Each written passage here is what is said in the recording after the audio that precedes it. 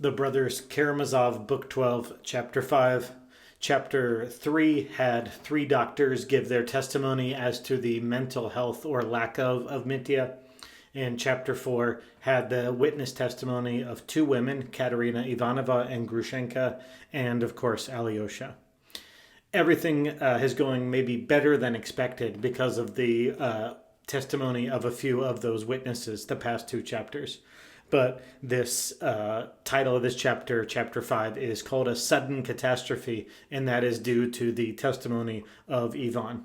So we have to remember that in the book that Dostoevsky's Christian existential apologetic is that Ivan's worldview cannot bear the weight of how he actually lives. So his experience indicates the truth of Alyosha and Zosima's worldview and undermines his own. In other words, he can't live a consistent life morally with the one that he espouses. So he feels as though he's partly guilty for the murder of his father, or guilty of the murder of his father, maybe speaking hyperbolically, because he gave Smerdyakov the philosophical underpinnings, the moral justification for murder, because as we saw many times at the beginning of the book, he himself has espoused that if God didn't exist, then it would be necessary to invent him, because if God doesn't exist, then everything would be permitted. So in a purely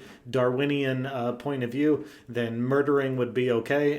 The strong always trample the weak, and it's just nature, and you couldn't assign any morality to that. And so nature read in tooth and claw would be how it is. And yet people know, Ivan knows that murder is, of course, wrong, and so he has a mental break with reality and succumbs to his demons. So it's interesting how Dostoevsky points his full fall in this chapter, his full fall into descent into the hell of his own making in his mind. So he's not even well enough to testify when he's supposed to. Our narrator says that nobody noticed this, that he was supposed to testify before Alyosha, and only in hindsight did people realize that Ivan wasn't even ready. So I'm just going to quick read out of context a bunch of short descriptions that the narrator gives of Ivan, and when you hear them all sort of rattled off together, you see the full psychotic break that Dostoevsky is pointing that Ivan is having. So he couldn't testify, quote, as soon as he recovered. So obviously with his nightmare of the devil, he had to recover from that. Here's how he looked. He looked plunged in gloomy thought. His face made a painful impression. There was an earthly look in it, a look like a dying man's. So maybe not physically, but spiritually and emotionally, Ivan is a living, walking death. Ironic that he also is not called to give a testimony. He is only can follow his own conscience. So very consistent with his worldview there. His testimony that he gives in court, there's no higher law than his own conscience. And if your conscience is a complete biological accident, then why should you even obey that? Then it's just, it merely has a biological origin or a sociological origin. There's really no teeth in it if there is no God. So he looks at the lawyer blankly and then laughs outright. The lawyer says, "Are you still unwell?" So we're not dealing with a healthy Ivan. Then Ivan answers with disgust, weariness, exhausted voice, and then he says temporarily, "Let me go, I feel very ill." Then he walks a few steps away and returns. So acting really, as we would say, acting really sketchy. Then he produces another envelope with more money, and he says, "I got them from Smerdyakov, from the murderer, yesterday. I was with him just before he hanged himself. It was he, not my brother, who killed our father. He murdered him, and I incited him to do it. Who doesn't desire his father's death?" Well, for one, I don't. Lots of people don't want their father to die, but Ivan accuses evil, base human nature of wanting our fathers to die. Are you in your right mind? Broke involuntarily from the president.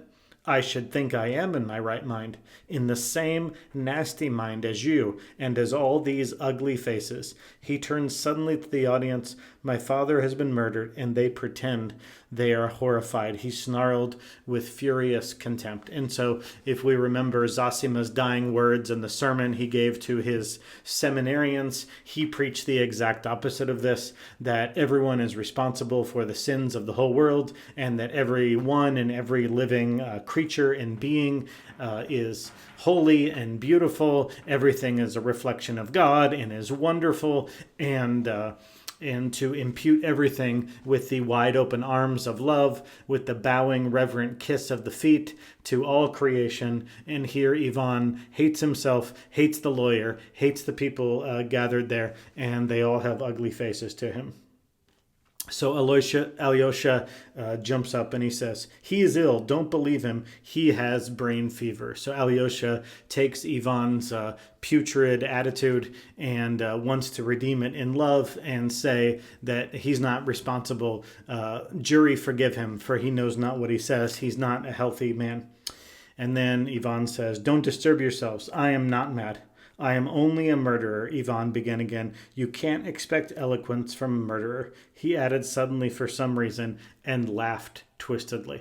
So again, no one thinks, Ivan doesn't think that he physically, literally murdered his father, but he gave Smerdyakov the philosophical underpinnings to do so, and maybe even gave him the impression that that's what he wanted. Witness, the lawyer says, your words are incomprehensible. Then he needs a witness for the witness, and Ivan has only one witness because he can't prove anything he's saying, but he has one witness. He has a tail, Your Excellency, and that would be irregular. Don't pay attention. He is a paltry, pitiful devil. So who does Ivan call to the witness stand while he's on the witness stand? The devil himself. The devil himself that he just met in the Book 11, at the end of Book 11. And so he's ill, he's delirious, and this has a change of heart, an unfortunate change of heart with Katerina Ivanova. And she comes in, and now she starts acting like Ivan is acting when she sees how he's come unglued. And she basically corroborates what the narrator has said, that Ivan is not only ill, but he's been acting like this for 3 days. He's really drove him out of his mind.